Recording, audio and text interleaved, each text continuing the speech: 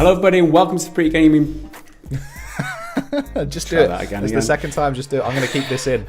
Hello, and welcome to the Pretty Good Gaming Podcast, episode number 85. Hello, Crow City Podcast Reef. Now, Dick Pimp, not with Dick Pimp. My name is Mr. Gareth Evans. Joining me today is Mr. Henry Winging It Cooper. Winging it, and I told you, I'm keeping that era in. We are now the Pretty Gaming Podcast because we're so pretty. Oh my god, the Pretty Gaming Podcast, where we talk about flowers and butterflies. Let's go play Animal Crossing together. Welcome to my island. That would be a horrible channel. Anyway, moving on. Well, someone would like it, and that someone wouldn't be me. Probably get more subscribers than we're getting. Right. Before we start today's podcast, a bit of a news update. For those of you who do like other podcasts, we are changing things slightly. Your experience should be relatively the same. There's always going to be a podcast, but we're moving the podcast home to a new channel in future. So this will be the last podcast on the main channel. So if you do like the podcast, you want to stay up to date with podcasts, go to the description of this video. I'd have set up a new channel by now. Go and subscribe there. And if you don't do it right now, then don't worry. We'll be reminding you all the time anyway, because that's what we're doing. We're basically trying to game the algorithm. The theory goes that these long format videos don't sit well with the algorithm compared to the daily triples. So we're going to see if that works to try and give the channel a bit of a stimulant. We'll see if it happens. Just an experiment. With that said. Today's agenda is as follows. We're going to talk about Biomutant combat trailer and pre-order bonus bullshit or controversy would be the reasonable way to say it. After that, we've got a change in the World of Warcraft prices and how that's causing controversy as well. A double bill of controversy this week. After that, we'll be taking some Discord questions from the Patreon supporters. After that, Triggered Fanboy comment of the week, and we've got a bonus Snarky Bastard comment of the week as well. After which, other YouTube comments from this week, and then the bad dad joke of the week to finish off. Before we get into any of that though, Henry, tell me about your week. Tell me about your week. What you've been doing. You played Prey. You finished Prey. It's been a slow as hell week for news and working and stuff. So the only solace I've had was Prey, which was really good. I had a great time with Prey on the whole. Like, it's certainly got its problems. I touched on it last week, but yeah, I finished it now. And then I kind of, it's got a handful of endings, but they're not drastically different, which is kind of a shame. Well, at least from my experience, because Arcane are really good at like picking up on little choices you do like throughout the game, and it's not big overt things necessarily all the time, like who lives and who dies. It kind of collects who you kill, little side quest things, and how you behave in that. So that was quite fun. I really enjoyed that. Combat on the whole could do with a lot of work. That's probably its biggest downside. But overall, I really, really enjoyed it. It's Arcane. I really like them. And it's making me more excited for Deathloop, which is out next month, I think. No, in May, rather. I think it's May 21st, something like that. Mm-hmm. And there's a few different newsy things about that. People talking about the story and how it works, because it's obviously, it's set in a time loop. There's not that many big story things you can do. It's like they're focused on one feature and then just perfected the hell out of that. Ideally, obviously I haven't played it. Hopefully that's actually what they've managed to do. So I'm really excited about that. But beyond Prey, I also finally got round to buying Red Dead Redemption 2 for PC, and I was going to say I caved, but I didn't really, because I've been intending to do it for ages. Like, I've been wanting to, and then for about 4 different times on 4 different stores, I've had it this item on your wish list is up for sale or something, and pretty much every time it was the same sort of price. And I finished Prey, and I was like, fuck it, why not? So I bought it on Steam, and my god, those controls still suck, but it's really pretty. It's very, very, very pretty, and oh my god, I forgot how long that intro takes. Trudging through the snow. Oh my god, that was long. Yeah, trudging through the snow like it's never gonna fucking end. Oh. I'm like, can I just get to fucking Valentine so I can do the open world stuff, please? But yeah, I like Red Dead. It's got so many little annoying problems, but it looks pretty, and I'm trying to make it or play it like an immersive sim. There's a couple of mods I haven't installed yet, but I've got my eyes on. Like one which basically adds the need to drink, sleep, monitor your temperature and stuff properly. Because they're sort of in there. Like, oh, if you don't eat, you'll lose weight, but it makes zero difference. And, if you're not wearing the right jacket, you'll get cold. Again, it makes, like, zero difference. But there's one, I can't even remember what it's called, but it makes those things actually important. You have to worry about them, and that sort of thing. I really enjoyed when I was playing The Long Dark, which I still haven't finished because it got to a point where it really pissed me off. Basically, I've got to wait. In order to progress, I've got to wait for the aurora, the northern lights, to appear, but that happens completely at random. So I've just got to wait until it happens. Then what? Like, I can't be honest. I think that's really bad game design. Those dastardly indie developers and their quirky game designs. I mean, it would have made more sense if after this section that I've just done, and I've got to now go there, just give me the Northern Light straight away, and I can keep going. Instead, I've got to fucking trudge across the map, which takes a million years. And that's part of the fun. It's a deliberately slow game. I quite enjoy that. Well, I can't be arsed just waiting for something that maybe's going to happen. I have no idea when it's going to start. And anyway, that's a minor rant. A couple of tangents. I played Prey. Now I'm playing Red Dead, and I'm not playing The Long Dark. A couple of things. Well, I haven't been playing anything, so I'm not going to talk about what I didn't play because that would be boring. But a couple of things that I kind of come onto my radar these last few days are, did you see the trailer for Gollum? New gameplay trailer? Did you check that out? I think gameplay trailer in inverted commas is a bit of a stretch from what I saw. You can see him crawling and you see a little bit of movement. For about 40 seconds. I mean, that's... What do you think of that? I don't know. Now, this is going to sound real mean, and if any developers are watching, I am sorry, but what are you thinking? What is this game for? You know, like, who wants this? And I'm like, if you want to create it, totally cool, but I don't see who this appeals to. Even the most diehard of Lord of the Rings fans, I don't get it. As a game, I mean, maybe it's because we haven't actually seen that much of it. We know it exists, and we've seen this slither of gameplay. I don't get it. There's like no combat in it, is there? Because it's a stealth game where you're Gollum and you're like knocking about in Mordor and stuff. And I'm like, okay, but as a full game, like a full thing. I mean, maybe not necessarily, 40-hour AAA gaming experience. It's gonna be indie. It's gonna be small, maybe 5 or 10 hours or something. But I don't get it. I'm yet to be impressed. That's not really the right word. Like, hooked, I suppose. Like, I love Lord of the Rings. Lord of the Rings is like my favorite. Well, that's why I wanted to ask thing ever to see what you thought. Right? I just feel I don't like hate it or anything. I don't have any negative feelings. I just don't get it. You just don't understand it. It's like, why? Why does this thing exist? Are you here? Give me validate yourself. Damn it. Yeah, prove your need to exist. You are not worthy. The other thing that got me perked my ears a little bit was the announced remaster of Rome Total War. We're not talking about the sequel. We're talking about the original Rome Total War, which is still one of my favourite games, one of my favourite early gameplay experiences. And they're totally remastering. It's not a remake from the ground up. It's remastering. They're using a newer engine. So question marks over how different it's going to be, but I'm definitely interested in that. There was only there's no gameplay or anything. It's just screenshots for now, and that was announced overnight as the time of recording. So that's definitely on my. That's the most excited I've been about a news article for a while.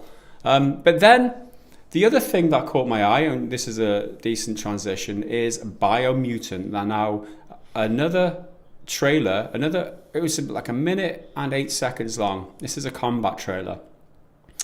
And the game comes out in 2 months' time, almost exactly 25th of May, and the trailer coincided with the launching of pre-orders, so you can pre-order the game right now. We'll get onto that towards the end of the discussion, however. Like I said, things to be said. Yeah, we will get to that. But first, the combat trailer. It's a combat trailer. It's 1 minute and 8 seconds long. 40 seconds of that trailer consists of just a huge combat montage, really sharp cuts, less than a second each. I think I counted something like 30 cuts in that whole 40 seconds.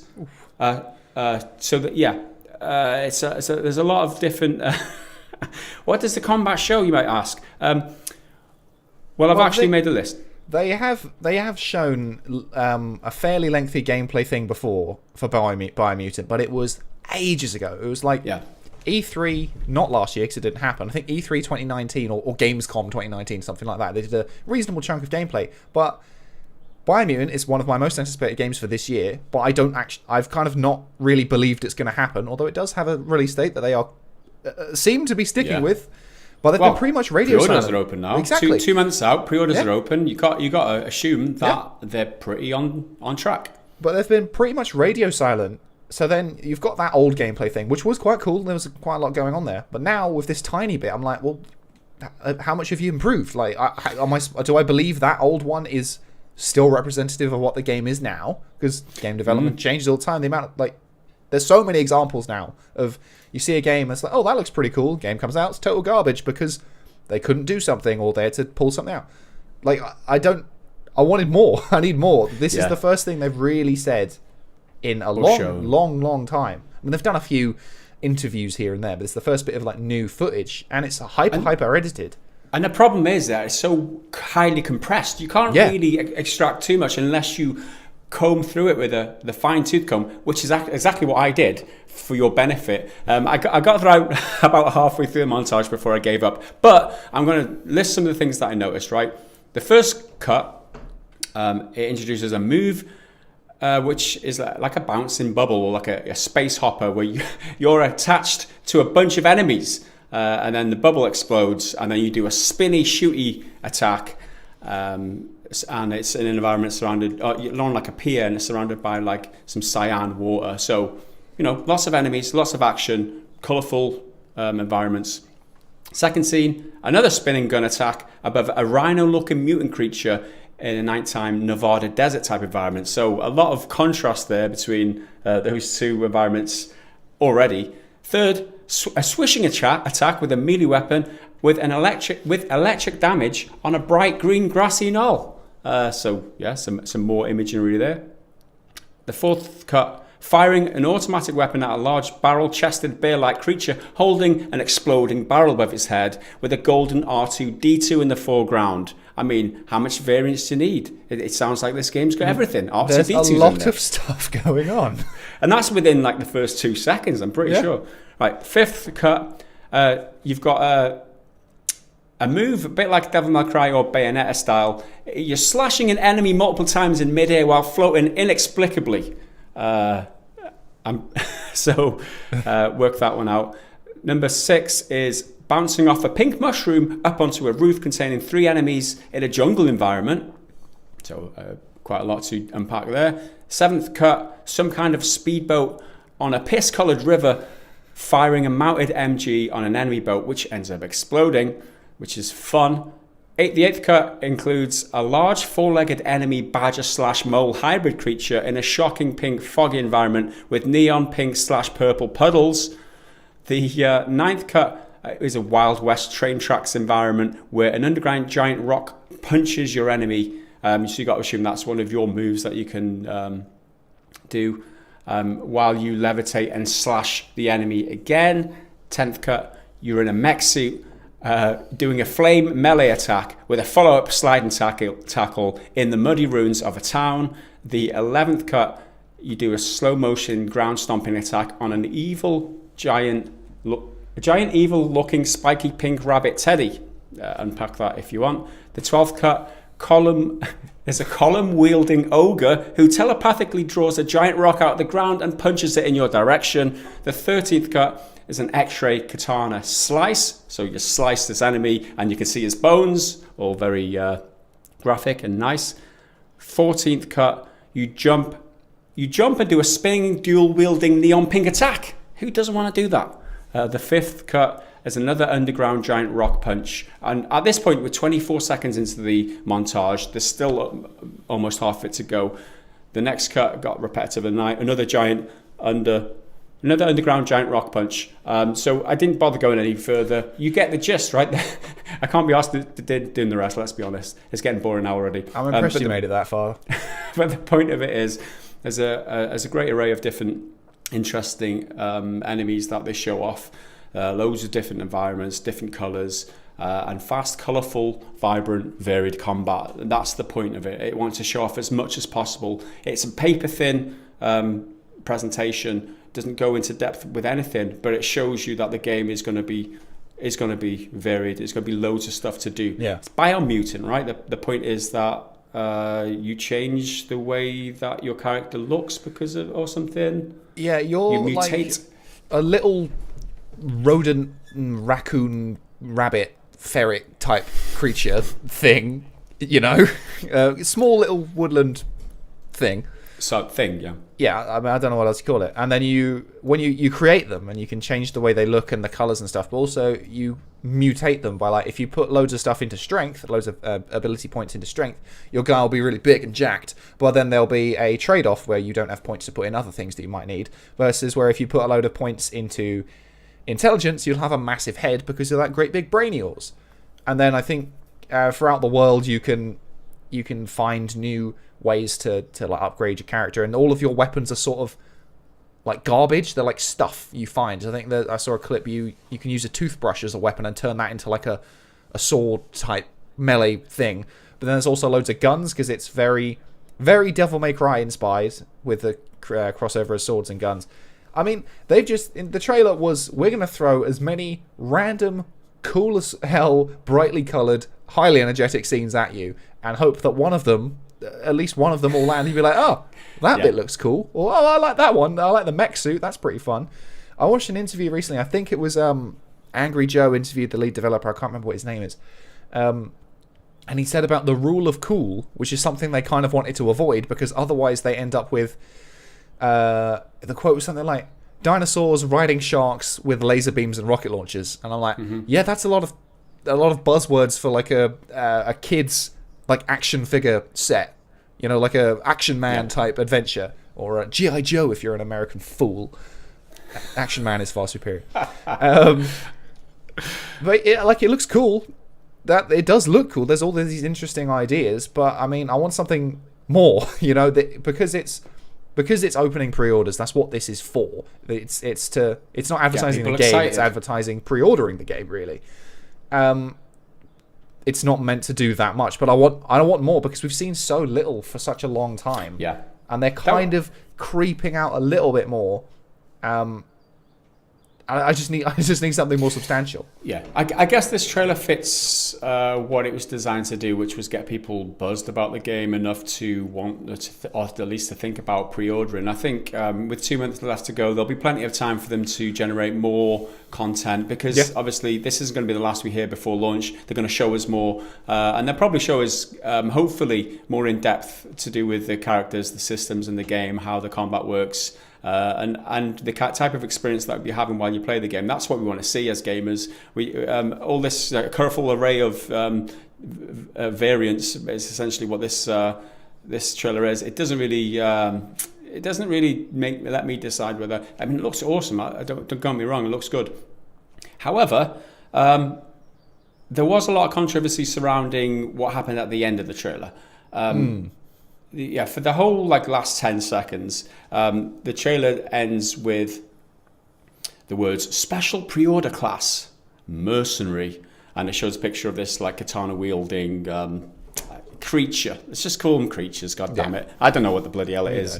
I'm guessing with these words.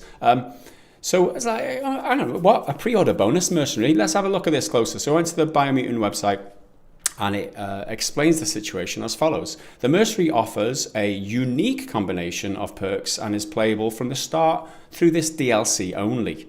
The mercenary has dual wield as a starting ability and is geared up with classic katana and the shorter wakizashi blades to entertain it in real-world terms. In real-world terms. Simply put, it'll let you experience the world of Biomutant as classic samurai-looking warrior from the very beginning. A lot of questions there. So you get this unique bit of content as a pre-order. That's what does that mean? It's DLC only. It says. Can we only get this as a pre-order? Obviously, they were anticipating a bit of confusion because I mean, they deliberately make it confusing. They make it confusing to suggest that it's absolutely the only way to get it. I have to pre-order it, otherwise I won't get it. But then that pisses some people off, and they'll be like, "Oh, well, no, that's wrong. Like, we can't be having that." So then there actually is a bit of an explanation, but you've got to go looking for it. So they can be like, "Oh no, see, it's not that bad. Here's the explanation. We just didn't actually tell you it. You have to go dig through an FAQ to find it." Exactly. So the FAQ begins. Who gets the Merc class as a pre-order incentive? That's the question. The answer is the Merc class will be included in all digital pre-orders as well as all physical Super SKUs of Biomutant, no matter if it is a pre-order or not. Inside there will be a little leaflet with the access code on it. Pre-orders for the physical standard edition will not get the mercenary. Why not? That's a kick in the nuts. All digital pre-orders and only the physical, like fancy ones, like the collector's edition or the special edition or whatever it's called. Exactly. Okay, next question. Will it be exclusive or is there a difference for PC and consoles in terms of digital pre-order? No, basically the same. The only item that will be exclusive on the console will be the PS4 theme of Biomutant.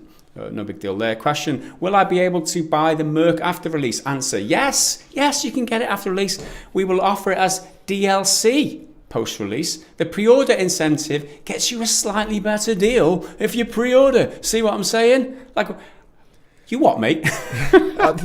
So you actually wrote that in the script, and I've been waiting for it. You what, mate? You what, mate? You get a slightly better deal. It's like they're trying to sell you bullshit in two different ways, but you got a better deal for this bullshit. My favourite thing about FAQs is they're not actual questions presented by the public. They're created as hypothetical questions that may be asked. So no person would ever ask, will I be able to buy the Merc after release? You'd probably say something like, will I be able to get the Merc after release, or get him without pre-ordering? But they're already being like, will I be able to buy? Because there's no way you're ever going to get it without buying it. So you have to buy an entire class. I mean, it's yet to be seen how significant the differences between classes are. Maybe you can effectively build this class another way, because you can get the perks, the katana sword and the dual wield ability. Maybe there's a way to unlock those abilities through another path, and you can make the same thing. But I mean, I don't know that. That's completely speculative.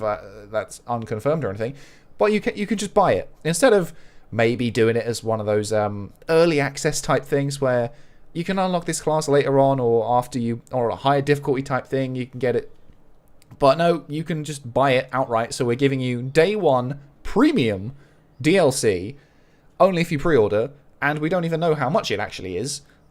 I don't think anyway. I couldn't see a price of how much it would be to buy on its own. But it's. I thought we were past this. I thought we were over this is the problem, right?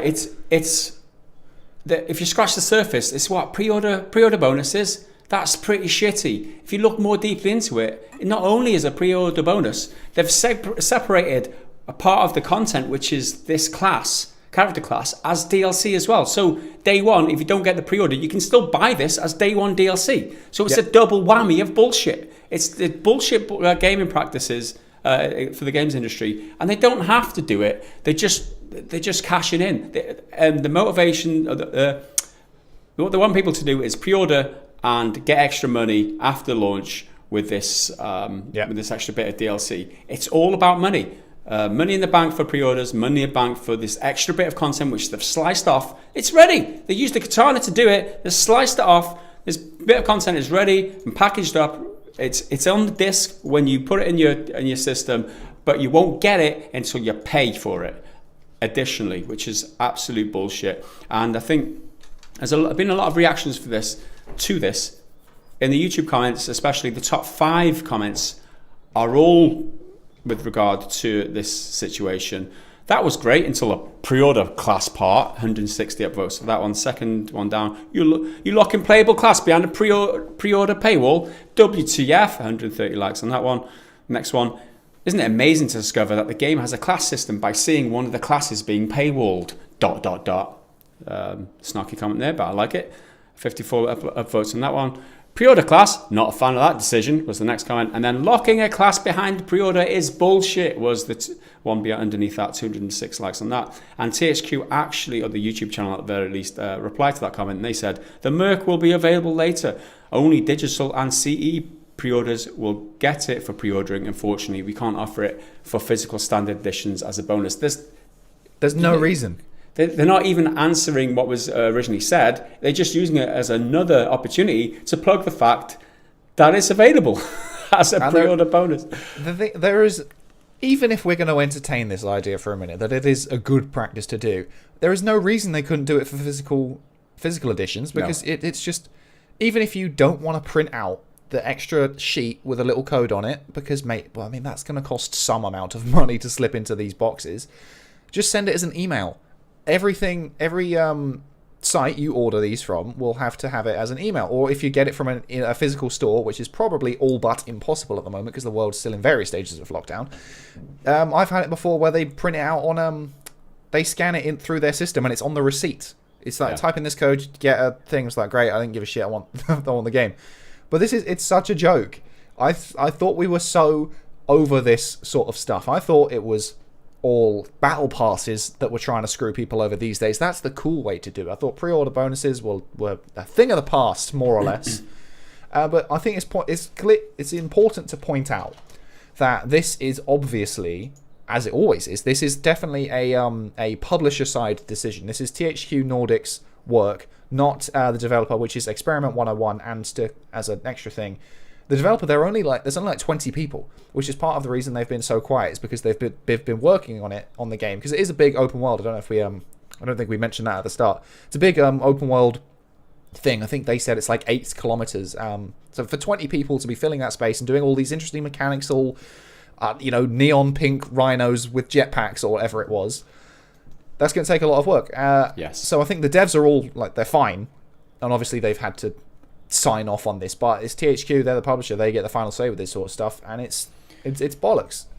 Yeah, that is the risk that you run when you sign up with a big publisher like this, is that they get control of the marketing and the promotion, and if they want to do this, unfortunately, this is what happens.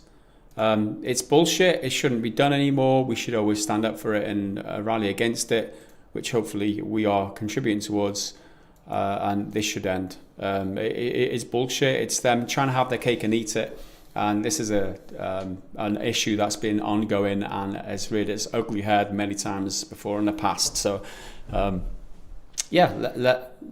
think especially with a trailer like this trailer didn't. I mean, at least for me, I'm sure it worked for some people. This trailer did nothing to upsell me into pre-ordering. Like as we said, it's hyper edited that you can't really see much. So it didn't do anything. So they are really banking on the Merc unique class to be the unique selling point of a pre-order. And quickly, we don't know how many classes there are, because if there are 5 classes and then, but this one's a pre-order, that's a fifth of all things, which is a significant thing. Especially as this game it encourages unique playstyles and doing different things and doing different character builds to specialize in certain things. So if they lock in off that much content, hypothetically, then that's a huge deal. If there's 10 classes, maybe it's not that much of a problem, but it's still shit.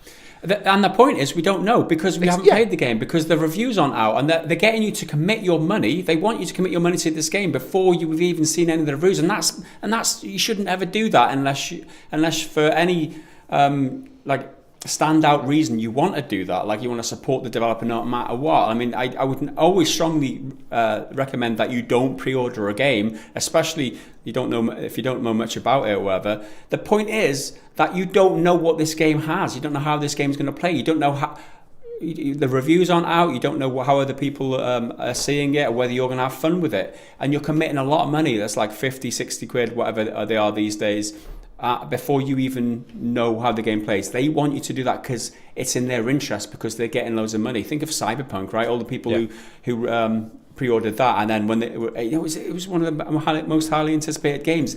They couldn't let you down. CD Projekt Red, they've done right by The Witcher in the past. Lo and behold, the game launches and it's a bag of shite in terms of how it performs, and so much so that they had to start giving the money back. to the players. So yeah, this is why they do this. They're using this fear of missing out, the FOMO psychological trick against you to try and get you to commit your money to something before you know the value of it, before you know if you're going to get a decent, just don't do it. Just don't do it. But even if you like the look of this katana wielding character, don't do it. I don't always strongly advise against it. And that's the point. They're using your ignorance and a psychological trick against you to try and cut you from your money. You don't know. It could be another Cyberpunk. It could play like shit. You don't know that from this trailer. No way knowing. Exactly. And I have just Googled THQ Nordic, and according to their Wikipedia page, they do own Experiment 101 as a subsidiary. So they're not an entirely independent studio. So basically everything they do is beholden to the publisher's will. It's not just a publisher-developer relationship. It's an ownership thing. So I'm still excited for the game. I still think it looks really cool from the gameplay we saw like 100 years ago. But it's a sour taste in the mouth when you see this sort of stuff. I'm like, oh, the game looks really cool, but then you're like, why you like this? Why do you have to do this to people? Yeah, it's like they're I don't want to harp on about too much, but it's just like they're using these underhanded techniques, and everyone's aware of them now. It's like we know that this is a trick to try and get us to try and fool us, because we don't know what the game's like. Committing your money to a purchase before you know what it is, a bad thing to do, and then incentivizing it with this bit of shit. And so the people on day one who do buy it, or day two who do buy it, will get a lesser experience, will have less content because they're doing this. And it's a double whammy of shit. The game could be shit. Like, the reason they've been quiet for so long could be because it's in development hell and they've had loads of problems. It could be that they've been working really, really hard to make sure it does work, and they've not been saying stuff unnecessarily and giving out false promises. But you don't know yet. We don't know, so don't buy into this horse shit. Don't do it. All right. With that, do what you want with your money, but if you get burned, that's on you. So, it's on you, bitch. And with that said, let's move on to the next topic of conversation, which is there's been some changes to how you can subscribe to World of Warcraft. So this one, it's yet another one where I'm like, it's not even that big of a deal, but that's exactly the freaking point. Like, it's very similar to what we talked about recently with Assassin's Creed Valhalla, adding in transmography as a feature, but it's you can only do it with an in-game currency, which is not really a problem. That currency is fairly easy to come by, but the part of the problem is that you can buy that currency with real money. So even a tiny percentage of people will pay for that. So then they're using it as an extra way to make money for no reason. Like, there's no gain for the player, if that makes sense. Anyway, so World of Warcraft runs on a subscription model pretty much like every other MMO. That was the main reason I never went near World of Warcraft when it was popping off when I was younger, because I was like, I don't want to pay for a subscription model, and it's quite expensive. Like, I looked it up afterwards. You can get it in 6-month increments. You can't buy it for a year, which seems really bizarre to me. Maybe that's just the norm, but I think that's weird. But for 6 months, you have to pay £52.14 each time. So for a year, it's £100. Like, I'm not paying £100 to play a game. Like, I don't care what the fucking game is. I'm not doing that. But anyway, that's just my personal beef. People pay it. People love it. World of Warcraft, everyone knows it's huge. Anyway, so the change technically isn't to the subscription system. It's to what they call game time, which is essentially like a one-off, single-use payment. As opposed to buying a subscription that recurs and rebuilds every so often. You can just buy, all right, I want to pay for 30 days at a time, pay that, play the 30 days, and then I'll go and move on to something else. Maybe there's a new event or a new raid you want to tackle with your friends. You dip in and out type thing. That's the idea. And it used to be that they would be in bulks of 30, 60, 90, or 180 days. And again, that's completely separate from the subscription. Pay it once, then it's done. But now Blizzard has changed it for literally no fucking reason. So that you can now only buy 60 days of game time, and that costs you $30. And obviously that translates to various different currencies. But again, the subscription model stays the same. You can still subscribe for 30 days at a time, for 60, for 90, for 180 days at a time. That's totally fine. It's just this single-use thing. So clearly, this is an effort to upsell the subscription system, because that's a cheaper way to play, because if you're paying for 60 days at a time, $30 each time, that's going to rack up quite a lot. Whereas if you buy the 6-month subscription for £52.14, which is, I think, about $65, maybe $70, something like that. Yeah. That's a much cheaper way to do it in the long run. And it's such sort of a nothing change. Like, if you're already a subscriber, you're totally fine. Your life's not going to change. If you're kind of the kind of person who dips in and out, then that'll be a bit more of a problem. But I don't. How many people are dipping in and out of Warcraft at the moment? Like, it's had its peak. I don't know if it's going to ever reach that again. I mean, it relaunched with Warcraft Classic, so that got a bit of buzz again. But so this seems to be affecting a fairly minimal amount of people if you look at it like that. And no one asks this. No, it doesn't help anyone. It doesn't do anything for anyone. Yeah. It's just an extra way for them to try and peel off a little bit of money. Not from everyone. They're hoping you won't notice. It's such a quote-unquote minor issue that it's going to fly under the radar. It's not going to upset the apple cart, all of those idioms. And they'll get just a little bit each time from those people who are like, instead of buying this 60 days outright, I'll do a 60-day subscription, and then they forget. They're banking on you forgetting, and then it racks up another 60 days worth of payment. I did have that written. How much can I get 60 days? 60 days, that's what, 3 months, is it? Which is about £9.39 a month. 2 months, yeah, so it's about a tenner-ish. So they're banking on you doing that, because technically it's cheaper.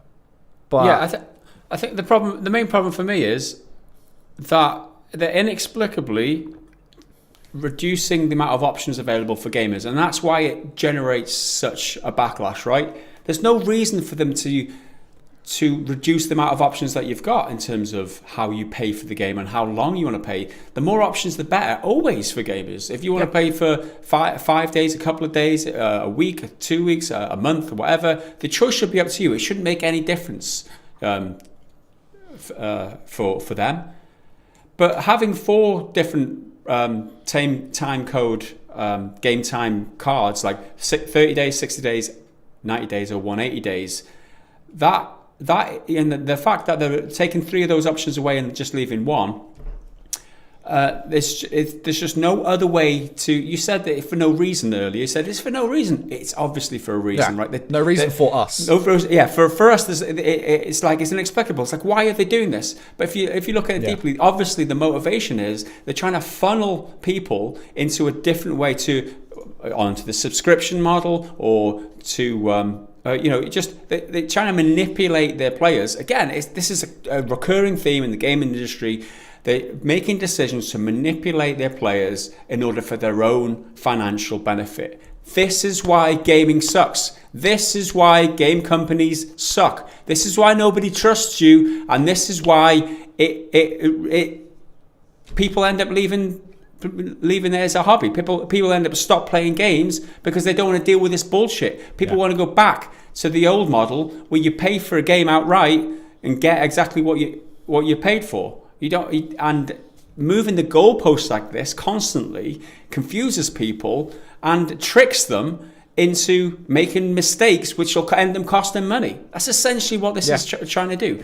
And for them not to acknowledge that, or to just throw it under the carpet as it doesn't make that great deal of difference, it's not that big a deal. It's a big deal, because all it does is exposes their ulterior motives, which is they're just trying to fleece us of our money, and that stinks. So there's a Reddit thread about it which has 985 upvotes, and it just links to the blog post announcing it, and it says changes to purchasable game time options, blah blah blah. The top comment firstly got over 1.3 thousand upvotes at the time of recording, and it says there's nothing about this that benefits WoW players / subscribers, and that hits the nail on the head. That's why I got the most votes. But there's one in particular I quite like, which is a personal anecdote that explains why he specifically has such a problem with it. And it's from a user called Omugaru. I'm going to say Omugaru. As a Dutch player, I absolutely hate this. All my payments go through a system called Ideal, which is a really nice system. However, this only works for the game time you buy in the shop, and you can't set up a sub with it. So this will probably be to do with currency issues, because obviously he'll be running on euros. So I just bought 180 days of game time, which costed me 65.94 euros. Now I have to purchase 60-day increments at 25.99 euros for the same 180 days. I now have to pay 77.97 euros. That's a freaking 18.5% price hike for no good reason at all. And that got 216 upvotes at the time of recording. But to quickly cap it off, someone replied with exactly the reason. We all know the reason why. Droxter says, no good reason. Bobby Kotick needs a new yacht. That's exactly why. After, didn't we cover it like last week, maybe the week before, that they laid off a bunch of staff while he was being investigated for overdue bonus payouts or something, because he's a snivelly little greedy bastard. That'd be the bottom line, is that they want to try and get more money off their loyal fan base, and that's just exploitative, it's underhand, and it's not worthy of your loyalty. So, if you are a World of Warcraft player, maybe consider don't be a World of Warcraft supporter in future, because you're supporting this kind of business model which is screwing you in the arse, and you're happy about doing it. I mean, Blizzard got to where they were. That's how I feel. Blizzard got to where they were by being like a good company that made good like fantasy games in the Warcraft strategy games like Warcraft 1, 2, and 3. Then they did World of Warcraft, which obviously elevated them to whole new heights. But these days, they're an unrecognizable company. So if you just looked at them now in isolation, you'd be like, how the hell do you have this many fans? How do you have, BlizzCon, that is such a popular event year after year with loads and loads of fans going all the time, all this huge extra outside of gameplay, outside of gaming movement, like there's cosplayers, there's the movie, World of Warcraft movie that came out a couple of years ago and was supposedly really shit, but I mean, I haven't seen it, I don't know. Like, how did this company that behaving like this in 2021 on the 26th of March, did they get this kind of following? And clearly they're just not the same company they once were, certainly not in fans' eyes for the most part. There's every single time they do anything, it gets backlash, because most of the time it's utter bollocks, and they're just screwing people over for no reason. Again, this benefits no player at all, but it benefits the executives and the people at the top, even by a smidge, just the tiniest bit. Again, it's not going to be a huge money-making thing. It's not like premium loot boxes or premium skins or that sort of battle pass stuff, which gets you lots and lots of money. This will get them like a little bit, and that little bit from their thousands and thousands, potentially millions of players, will be enough for it to have been worthwhile. I think the bitterness for here comes from the fact that generally Blizzard make good games. In my experience, they're well thought out. The mechanics are generally solid, and they're really fun and engaging and enjoyable to play. That means developers know what they're doing, right? That all that indicates is that the developers, there's a good caliber there, and they're generally well skilled, and they're well. They good think craftsmen. a lot about great caliber of developers. However, again, it's that shitty layer on top. It's the people at the top of the tree making business decisions like this that tarnish the whole company. And this is again another recurring theme in the industry. Well, it's the same issue as before, isn't it? It's the ones who are making the financial decisions. Yeah. Screwing the players in order to buy that yacht, to drive that Ferrari or whatever they want to do, and it's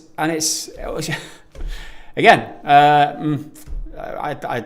There's only so much energy I've got for this cyber bullshit, so I'm going to stop it.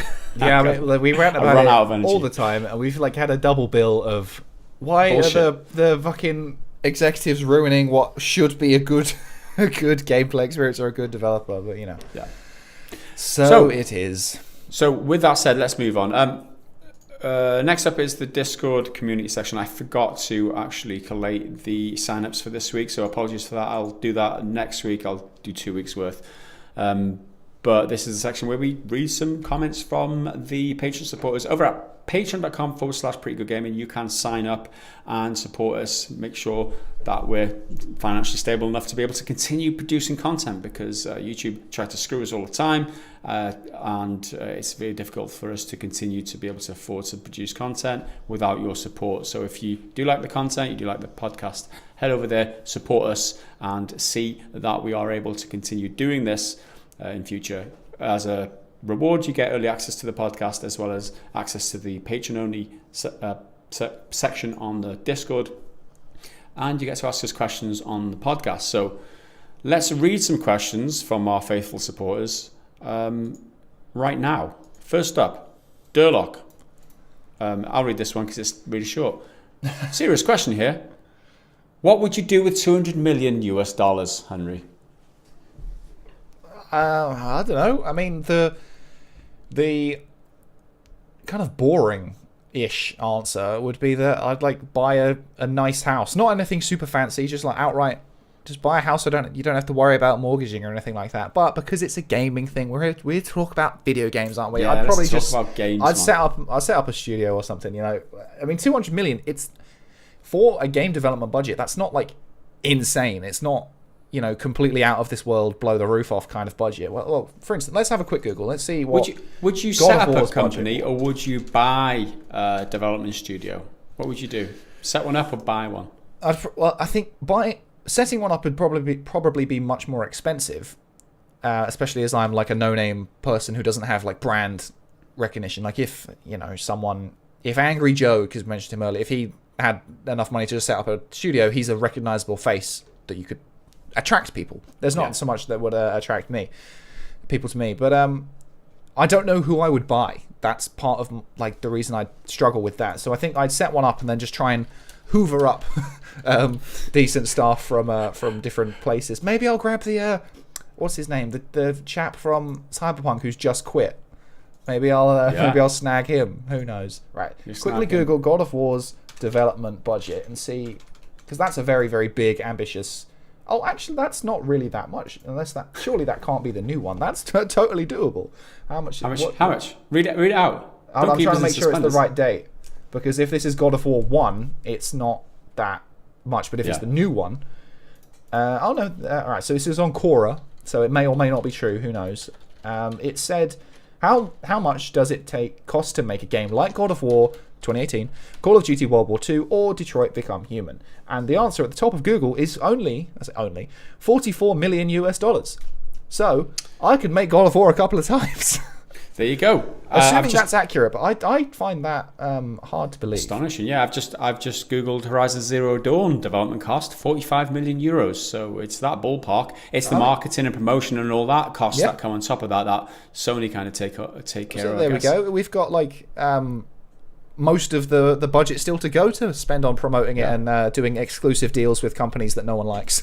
Yeah, that's a good option. By buying up some developers, a la Microsoft, who just want to buy everyone at the moment. Tried to buy Discord recently. That was the rumor, which I almost covered in a triple, but I just couldn't be asked. I was like, there's nothing else here other than maybe they're going to do it. Yeah, I think buying an indie publisher or setting up an indie publisher would be interesting, because you'd have many irons in many fires then. You could oversee and get involved with lots of different games, and you could decide not to be that money-grabbing, greedy bastard. Because we've already got the money. We don't need any more. We've got $200 million. Yeah, I'd probably set a lot aside for that project, and then also on the side, buy yourself a house and a car. I mean, how many houses can you buy for 200 million? You can buy 200 million pounds worth of houses. Nobody needs that many houses. No. Actually, you couldn't buy that many houses. Bobby Kotick does. You get stung for tax and all sorts of shit, and the government will take a large chunk of it, just like, because everyone's a greedy bastard these days, and if you've got enough power over people, you end up getting it. That's just the law of the land. But thanks for the question, Dillock. Hopefully that's answered your question. Let's move on. Okay, next up is Ravage 3D. Having heard Henry's adventures in Prey this week, some quick questions about backlogs. Number one, biggest game still on yours. So what's the biggest game you've got on your backlog at the moment? Cyberpunk. Cyberpunk is ready and waiting. 1.2 comes, I'm going to jump in and see what happens. Another one on my backlog is Disco Elysium. I've been waiting for that for a while. The fact that they're voice acting 100% of the dialogue in the new version, which is coming very soon, I'm super excited for, because I've never been a big fan of reading a lot in games, and the fact that I can sit there and listen to apparently well voice acted excuse me. Yeah, I read they did it all in-house rather than outsourcing, so that they could keep a lot of control and make sure it's as good as they can make it. Yeah. So those are my 2 backlog games right now. Disco Elysium is a really good call because that's out quite soon, but then they're doing a Switch version, which is the one I'm waiting for, so I could play it from the comfort of my sofa. I don't know what my biggest one at the moment is, because I've got loads of little ones. Normally it's indies that I've been meaning to get to, like Children of Morta is a good one. Like I played it a bit with you, but I'm still trying to get rope my girlfriend into playing it with me, because I think that'd be a lot of fun. They're games that I want to play, but I'm not like, I don't need to play it right now because it's not going anywhere. Another one is Tomb Raider. What's the new one called? Tomb Raider Shadow of the Tomb Raider, I think it was called, because it came out like last month on the games for PSN. So I was going to play that, and then something else happened, so I stopped. I only played like the first mission, but I mainly want to continue with that because I've played the other 2 of this reboot trilogy, and like I don't love them. They're kind of like fine, and they're less good versions of Uncharted, which is really funny because Uncharted ripped off Tomb Raider and just started doing it better. But I can't really think of any other big ones at the moment.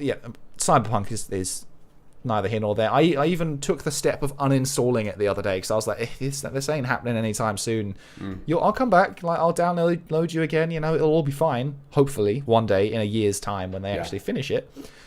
I don't have any major ones at the moment. Not that I can think of anyway. I probably do.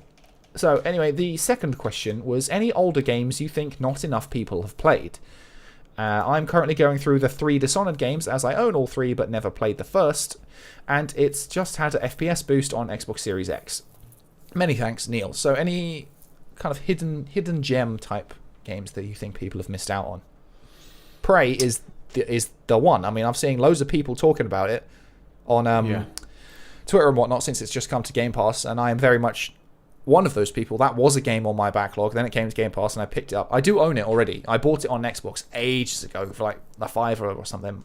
I never got around to playing it, and now I'm on Team Prey of telling everyone to play Prey. I think my number 1 game that more people should play would go to Vampire. It's an independent mid-tier production with limited scope, and it fuses like interesting RPG mechanics with semi-open world. It is a reasonably sized open world. It's not huge, but it gives you genuinely interesting decisions to make, and it questions, of ethics, morality, what you should, how you should treat the people around you, how that's going to impact on yourself, and there's a balance to be balanced in that game. So I do like that, because from an interesting gameplay and what they've tried to do from that point of view, it wasn't the best game. It was the best 7 out of 10 game I've ever played, and I definitely think people should experience it if they're interested in RPG games with open world kind of elements to it, and a relatively decent story to it too. I just like that game. I think that's a solid shout. Vampire was really cool. I still don't know how you say it. Vampire, because they're cool, and they spell it with a Y instead of an I. Yeah. So Vampire. Okay, thanks for the questions, Neil. On to the next question, Raspberry. Hey guys, so given the chance of the untimely event that the channel temporarily goes under, and since Gaz already hired Henry for his good looks, how much do you think you could make pimping out Mr. Henry, leg length fingers, Cooper, as an escort? I don't think what are you worth, Henry? I don't think I'd get much because my fingers aren't actually leg length. They're sort of normal. I've got old lady hands. They're not very big or strong. Well, they're long and thin and just wear gloves. Fingers. Put some gloves on so people don't see your old lady hands. I mean, it's not that sexy, a little bit, especially around the neck. Yeah, I need to trim it up. I mean, if anyone out there has a beard, no one wants to be a neck beard. But if you trim up the neck, it makes everything look so much better. I was supposed to do it this morning or yesterday, I can't remember. And my girlfriend's parents are coming up to visit this evening as they're passing through on their way to Scotland. So I should really have put the effort in. Smart myself. I'm not fucking gonna do it. I can't be asked. The one time a week you're on camera. The one time a week you're on camera and you couldn't even be asked. I think you lot appreciate that I just don't give that much of a shit. A rough and ready Henry. I never put any effort into how I look. At most, I will put some like hair products in my hair just to get it out of my face. That's the main reason at the moment. It's not for vanity. It's not for style. Although clearly I am a very well dressed man. Currently I'm wearing a Joker t-shirt and pajama bottoms. Wait, what you're saying is it's just effortless good looks, right? Just no effort. Well, that's at all. It takes no effort to look this good, baby. There you go. I'm not. As for the question though, how much?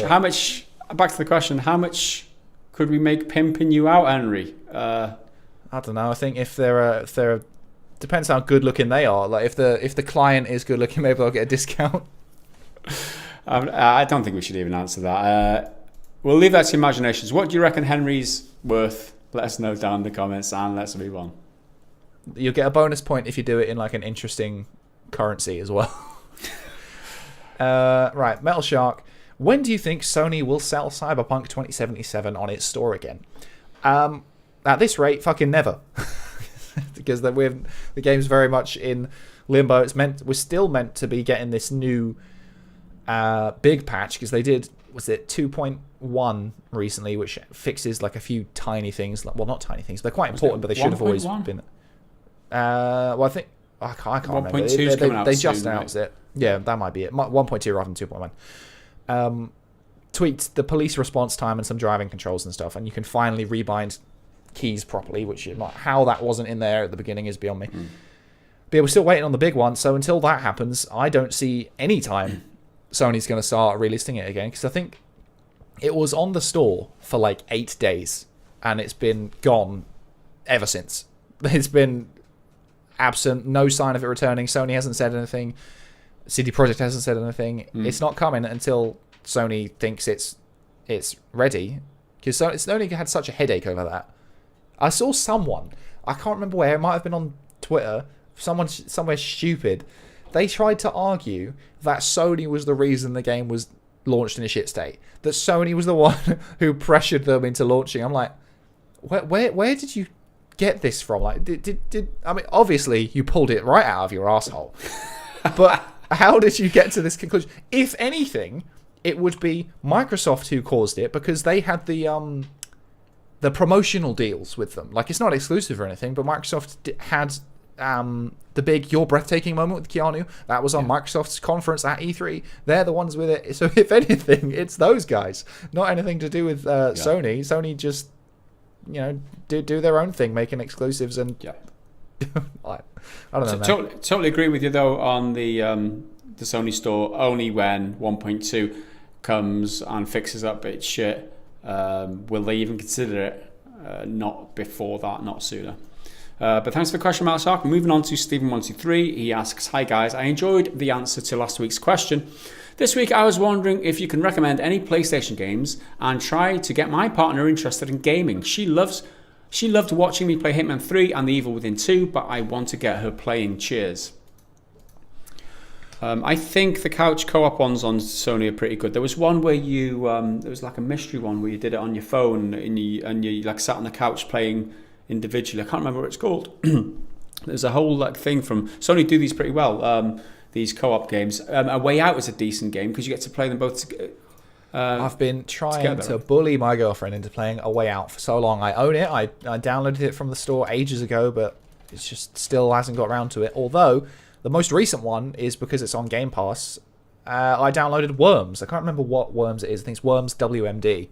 Yeah. Easy, turn-based, cartoony, visual, fun, silly game with a silly sense of humor. I played it years and years ago as a kid and thought it was wonderful.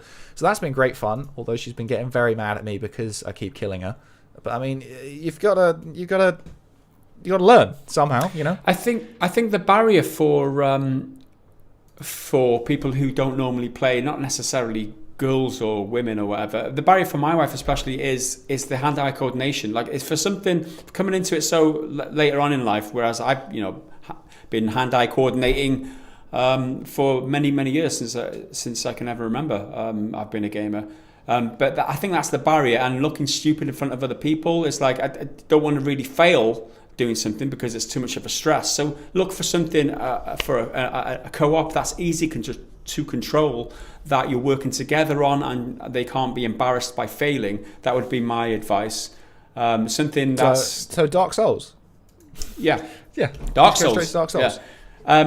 I've just googled a quick Sony couch co-op games. Little Big Planet 3 would be a decent choice.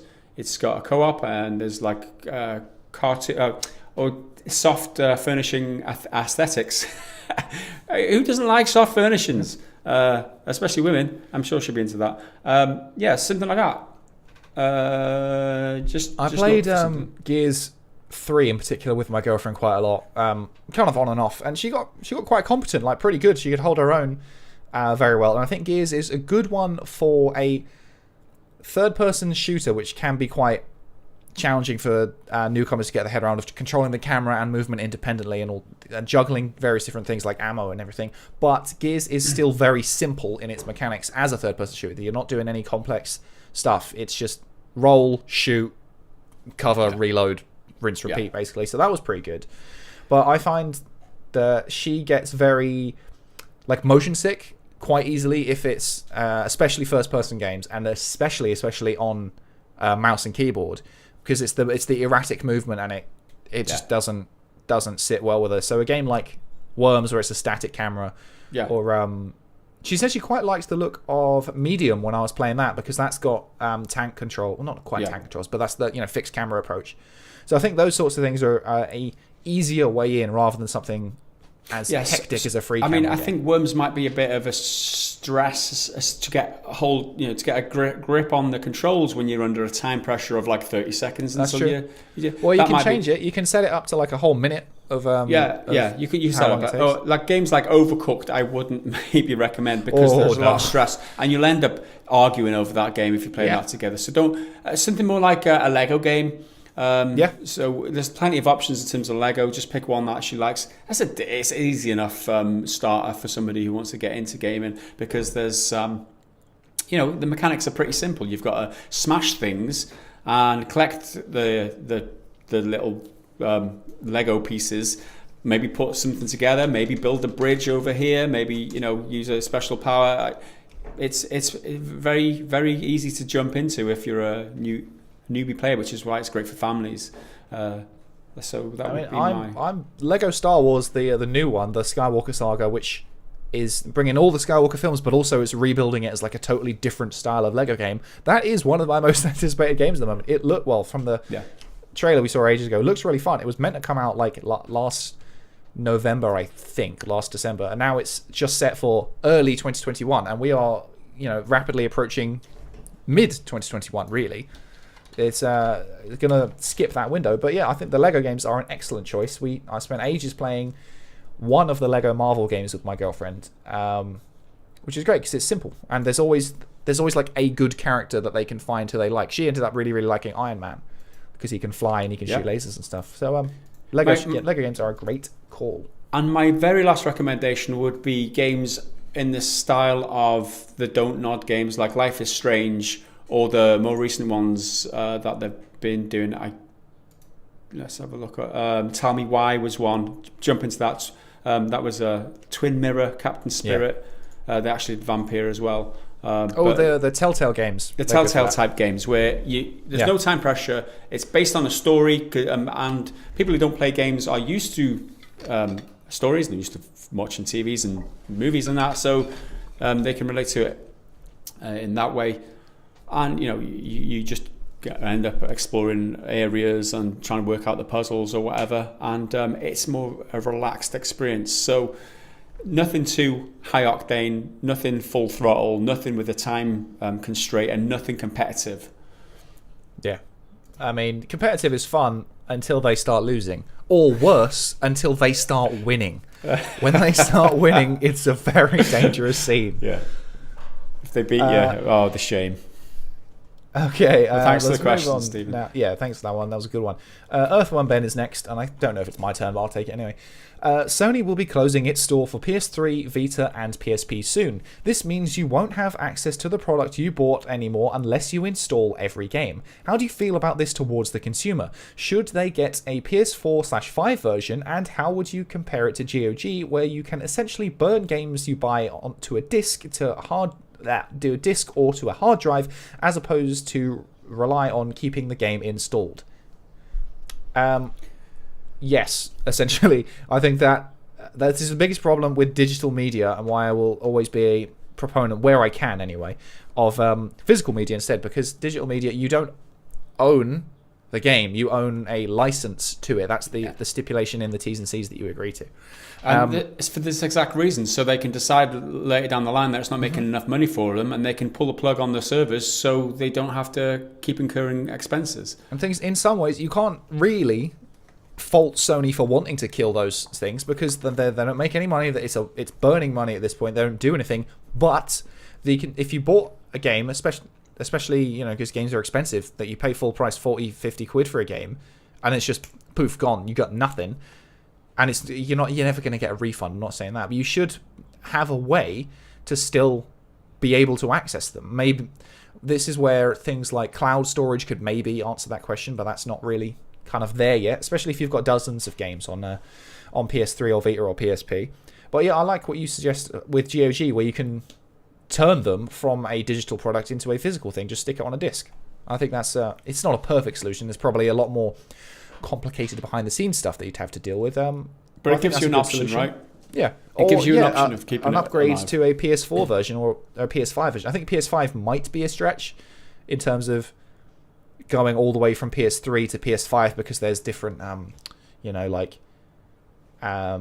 backwards compatibility issues that Sony keep saying are a thing. I don't know why they're a thing. I don't know anything about that, but they say it's a problem with infrastructure and whatnot. But yeah, I think it's bullshit that if you bought a game, you're just beholden to their service, but ultimately there's not really anything else you can do, and it's part of the buy-in. Yeah, that's it. You accept those conditions upon purchase, and there's nothing you can do about it. You've got no leg to stand on. It's bullshit. It is what it is. But what can you do? They don't give you an option other than install it on your system and just keep it there forever. So that sucks. Yeah. But as does many things in the game industry these days. A lot of it sucks. Thanks for the question, Ben. Yeah. Moving on to Metal Shock's second question. Oh, the last question as well this week. If you both happened upon a copy of Total War Rome Remastered, would Henry feel brave enough to take on Gaz in multiplayer? Would I fuck? How would I be able to beat it? Come on. I haven't. For starters, I'll play in Rome Total War, and you we'll play in Smash as well, and then we'll have a game that we both like playing. So we'll do a best of three. Could actually, well, the thing is, Smash, just like all Nintendo games, Nintendo can't make a legitimately competitive game. Everything, I mean, well, the fighting game community of Smash likes to believe that you have to play on flat stages with no items and no stage hazard. I think that's bullshit. What's the point in playing Smash if you're not playing with items? Just play another game like Tekken or Street Fighter. Because I think the items and stuff bring so much chaos. But yeah, I'm never going to be able to beat you at Total War Rome Remastered or any strategy. I haven't played a strategy game for years. I haven't played a proper strategy game probably ever. Like, I mean, of Total War's grand strategy game. That's the word I'm looking for. I haven't ever played any of those, and I do want to. So maybe I will pick up Total War Rome Remastered when it does come out, so I can wet my feet a little bit. It's definitely somewhere to get started with the grand strategy type games, because it's very simple in terms of the units. You've got spears, you've got footmen with shields, and you've got horses, and it's like rock, paper, scissors. You've got to put your spears into the horses, stop the horses getting around the back. You put the horses into the footmen, and you put the footmen into the spears with the shields. It's rock, paper, scissors, and Rome Total War made it really simple and really easy, not too complicated, not too many different unit types, and it was obviously there's a very different, the Roman legionaries and the ones that do the javelins. I can't remember what they're called, hoplites or whatever. Really, no, they're the Greek ones. I'm getting completely confused, but it's really it is really good place to start with that type of thing. So play it, Henry, and then we'll have a little game, and I'll show you how to really play it. No, I definitely I would recommend trying it. But yeah, it's not gonna happen. I would, to answer your question bluntly, would Henry feel brave enough to take on Gaz? No. That's it. That's the end of it. Not brave enough. And that is the last question this week. Thanks everybody for your contributions. If you want to leave a question for next week's podcast, head to the relevant place on the Discord and leave it there, and we shall answer them.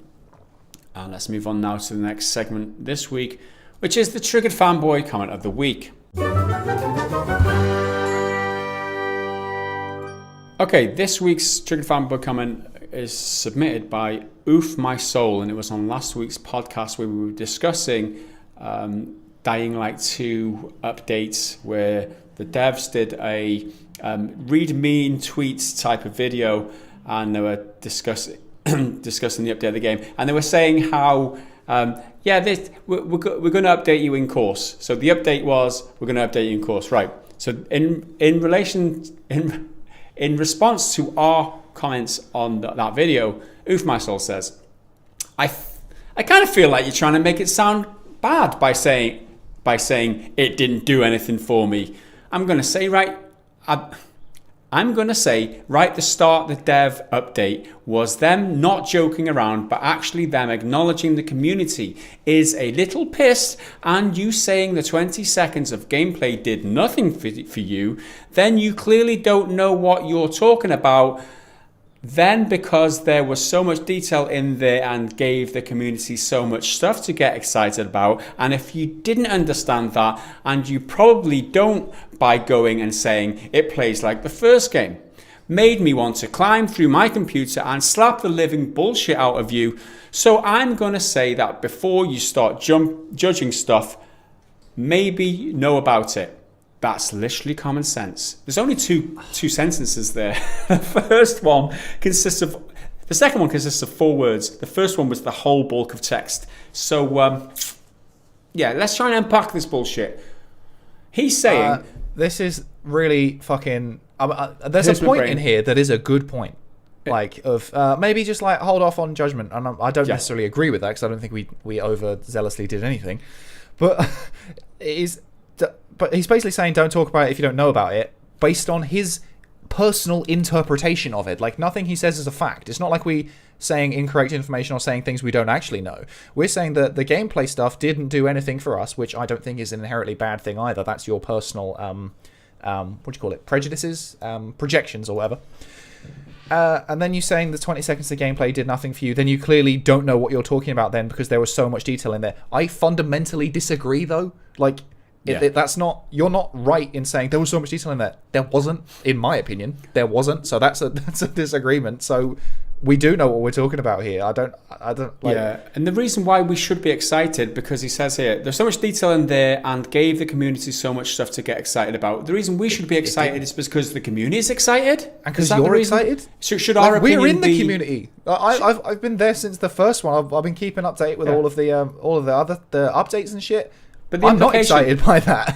The implication that our opinion should be swayed by other people's opinion is bullshit. Like, if we've got an opinion about a thing, you can't say, well, these other people are excited about it. You should be excited because they're excited. No, that's not how opinions work. Like, I formulate my own opinion based on information in front of me. I don't look at how the community's reacting and think, oh, if they like it, I have to like it then, right? That's bullshit, man. That's just sheep-like mentality.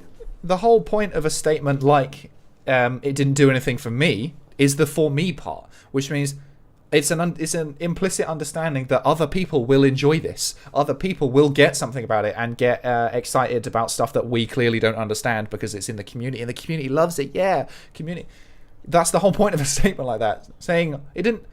It's better than saying, it's a clearer way of saying, rather than I didn't like it. That was rubbish. That was it was bad, because I don't think it was bad. It just didn't give me what I wanted. It didn't give me anything that I would get excited about. Clearly, it got other people excited, including you.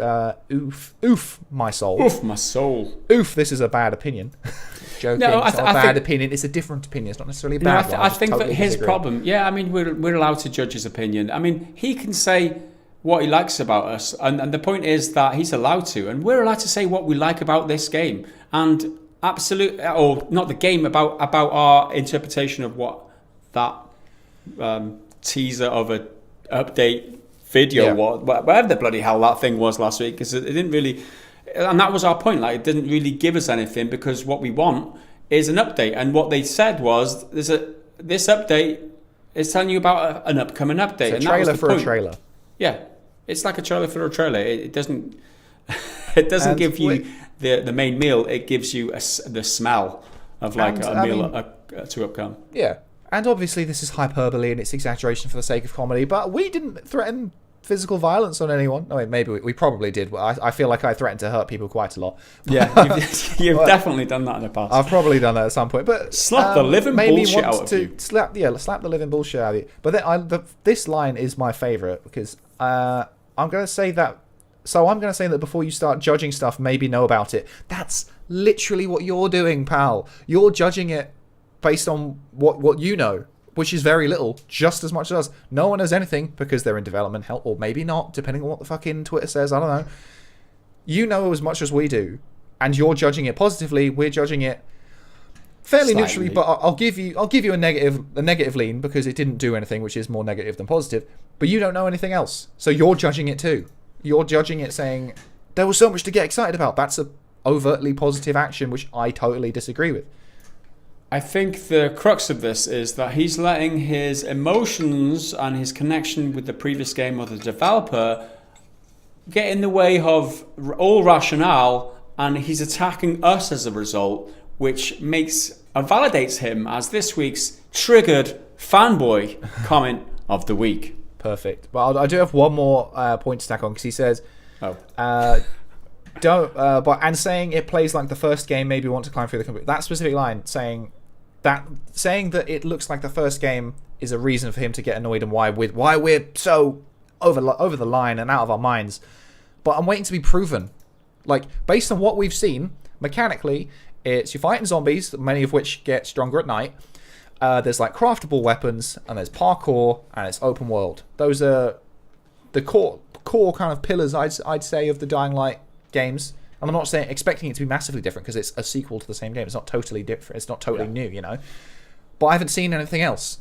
Like, they showed off in the trailer years ago, the gameplay one, about the decision to drain the district, and which will give power to another area or something, but then that area is now free to explore, but also there was a reason it was flooded, so there's a bit of something going on there, consequences to your actions. That's the stuff I want to see, and I remember actually saying that. That's what I want to see more. I don't need to see more actual gameplay, I want to see RPG stuff, because this one is leaning heavily, supposedly, on the RPG side. Everything else we saw, you could already do in the first game. Yeah. So he's blinded by his own turbulent emotions, I think, and that is the essence of a good triggered fanboy comment. So let's move on to our. This was kind of run up. It wasn't. I didn't have a triggered fanboy until I literally went all the way back, and it was pretty much the very last comment that I read. That I found, thank God I found a triggered fanboy. But before that, I had a snarky bastard comment. Snarky bastard comment of the week, and this was the comment that I had lined up. And Dom M comments on the video about Monster Hunter, which he published yesterday. Why are you guys spending so much of this episode harping on about Monster Hunter? Are they sponsoring? I picked this one. I wish they were sponsoring because then we would have got paid for it. But two things. If you are sponsored, you have to declare it. It is straight up illegal if you don't, and you can get in a lot of trouble if you don't. If you don't declare it in the video with that you can. There's a button on YouTube you can say, but it comes up on screen saying includes paid promotion or something. You'll see it quite often. It's designed to be quite innocuous so it doesn't distract you, but it is there. You will see it. And no, we weren't talking. We weren't sponsored by Monster Hunter. To be fair, it was quite a long segment. It was about 5 minutes ish. Let's put it into context, though.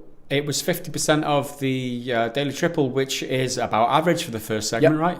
Yep, that's always out. Normally, the Daily Triple is generally between 7 and 9 minutes. Sometimes it's a little bit more, sometimes a little bit less. And always the first section. The way I write them is the first section is usually up to, and I hate going this far, but it's usually up to about 1,000 words, and I don't like doing that. It's not ideally 700 to 800. The next one, it's about 500. The last one, fucking anything. That can be that varies quite a lot. Sometimes it's like 30 seconds. Sometimes it's a minute and a half. That's just anything goes. The last segment is the one it's something fun, a little extra, so it doesn't matter, but it can be quite interesting. And it was a review roundup, and I tried to keep it short. There's only 5 reviews in it. There were 2 top tier ones, 2 bottom tier, but they're still, like, I think there was 7 out of 10, which was still good. And then the Eurogamer one, because it had some very bold claims of it being the next best thing since since Breath of the Wild. But no, we're not sponsored. It's just a video about the reviews and shit. That after that was 5:02 to 8 minutes. So 3 minutes was the next one, which was about GameStop. I hate. Right, I had to pretty much rewrite the entire script for that section because every single time I said game stop, I wrote game spot. So it's really hard for me to get my tongue wrapped around. I had to rewrite the whole thing every single time. But yeah, that's about 3 minutes. Then the last one is it's about 50-ish seconds for Mario being delisted. Compared to the other ones, as you say, it's not unreasonable. That's just the end of it. We're not sponsored. It's just a bit of talk. Yeah. You're right. It's snarky, though. He's like, why are you talking about it so much? Why are you hopping on about it? Are they sponsoring? Well, no. It's regular. I mean, it's... Why are we talking about this comment so much? This has probably gone on for about 5 minutes or something now. Are you sponsoring us? No. I think the point that he's missing is it's a regular size for the first segment in the Daily Triple, and it's particularly bulky because it was a review roundup, which a lot of people find interesting and useful because it helps them gauge whether they want to buy the game. But just because you, Dom M, don't want to buy the game or not interested in this game, you see it as we've got an ulterior motive, which is just innocently another segment among others. Yeah. I think that sort of thinking is so common. It's projection. It's when people throw out, "Oh, this is an agenda." It's like, I don't maybe, like it. Yeah, exactly. But also maybe not. I don't like this, so therefore you have an agenda. That is the internet all over these days. And to be fair, to be totally honest, I was quite reluctant to do a full review roundup because I know they can run long, and it's not a game I'm like super interested in. It looks cool, but I'm not a Monster Hunter fan. It doesn't really to piss off what's his name, oof something or other. It doesn't really do anything for me. Yeah. So clearly, I hate Monster Hunter. Clearly. But right, yeah, I was reluctant to do a review roundup. Other comments.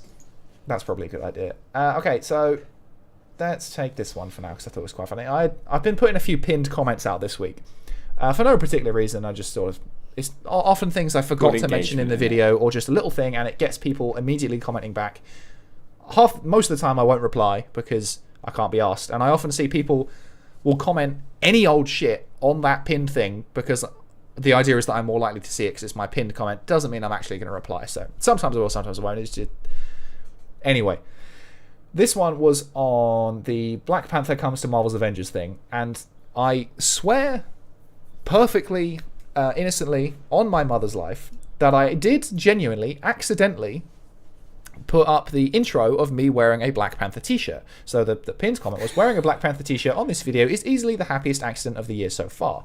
And I can prove it because if you look at the videos sequentially, they go in an order of which intro I use, because that's the order they're in on my computer. Right. It's you rotate them, right? You've got 3 intros and you rotate them on each day. I've got 4. So right. Shit, it's not on this computer. It's on my on the Mac. It's like, I think it's grey hoodie, Pokemon t-shirt, Black Panther t-shirt, Last of Us hoodie. And so Brilliant. You will also see that Monday's video, I think it's Monday. Is it Monday or was it Tuesday? I think I skipped Monday.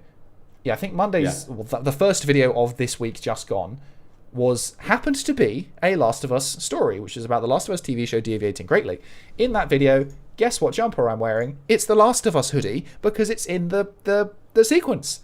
But since I commented that, there was a little conspiracy theory going on. Golden Prodigy 115 said, CGI shirt, so fake. I came back with what I thought was quite funny. Even if that was true, it still looks more realistic than his movie, because my god, the CG in that looks awful. Then Street Justice lies, we don't call you Henry, lays out his clothing the night before filming Cooper for no reason. That's quite funny, but I think it's particularly funny because that intro is a year old. I need to record new ones. I keep meaning to, but then I just can't be asked. Then Ravage 3D Work. The fact these are pre-recorded months ago makes me think there's a lot of lies in this section of YouTube right now. Selective editing, methinks. Now, I wish it was the case, because then I could have taken credit for it, but I can't take credit for it. It was totally an accident. But yeah, that's kind of the end of that.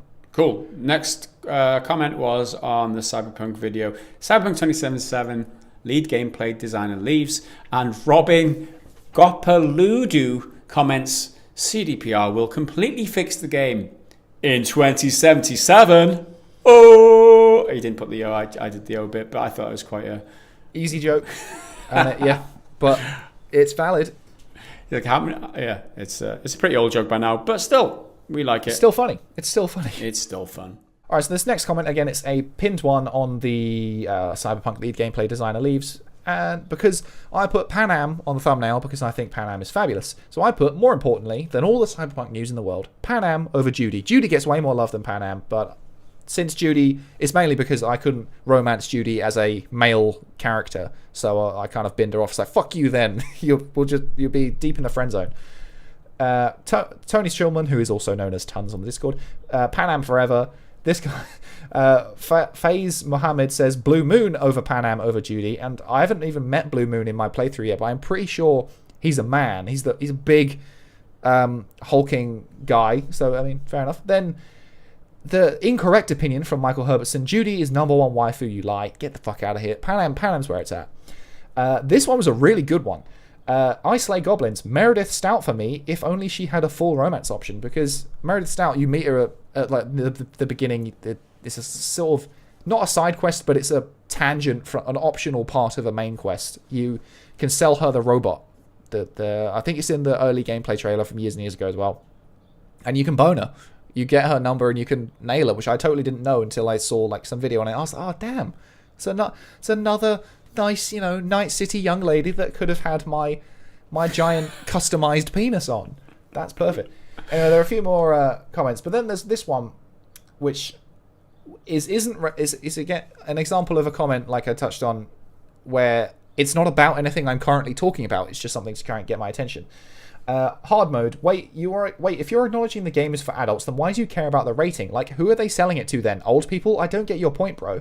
And that's about Disco Elysium being banned in Australia because Australia are mental. That's kind of the end of it. They've outright banned it. So I quickly commented back. The main reason I'm calling this one out is to clarify to anyone who doesn't get it, because I thought I made it clear, but evidently someone missed it.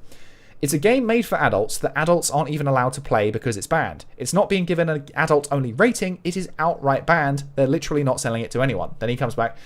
LMAO, what kind of rating is that? Adults should be able to buy whatever game there is. I didn't even imagine such a stupid rating would even exist, to be honest. Yes, now you're on board. That's the point. If it's for adults, then why can't they play it? Yeah, that's why it's stupid. Anyway, sorry, that was rather a long way to get to that point, but that was cool. I don't really give that much of a shit.